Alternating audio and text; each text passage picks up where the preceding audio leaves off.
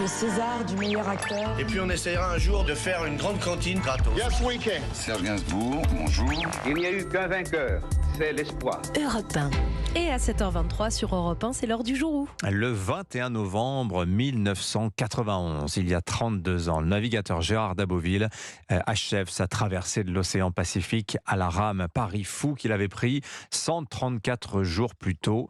Il avait traversé en solitaire le plus grand océan du monde, lors d'Autriche, par la route aussi la plus périlleuse, la route du Nord. Oui, c'est une traversée réputée impossible à la rame, relier le Japon et les États-Unis sur 10 000 km avec son petit bateau en fibre de carbone. À quelques minutes du départ en juillet 91, Gérard d'Aboville est au micro d'Europe 1. Pas de problème de solitude. C'est sûr que ça n'arrange rien. C'est plutôt un facteur aggravant qui fait que quand on a faim, on a plus froid, un peu plus. Le voilà en mer. Gérard d'Aboville rame du matin au soir. Et toutes les heures, il fait une pause de 5 minutes. Pour le moment, ce qui le gêne le plus, c'est que, trop au nord, il n'a que 10 heures de jour par 24 heures. Ce qui n'arrange pas les choses, dit-il, ni pour le moral, ni pour la progression.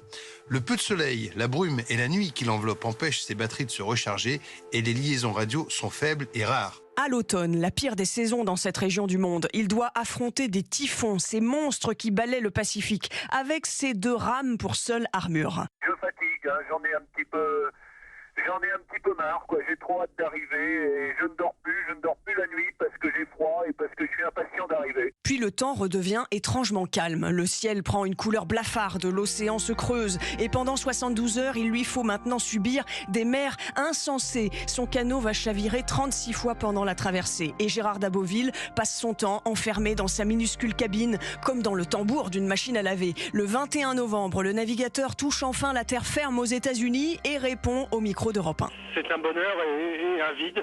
J'avais su que c'était aussi dur, je pense pas que j'aurais tenté. On dit que c'est surhumain, tu penses aussi que c'était surhumain.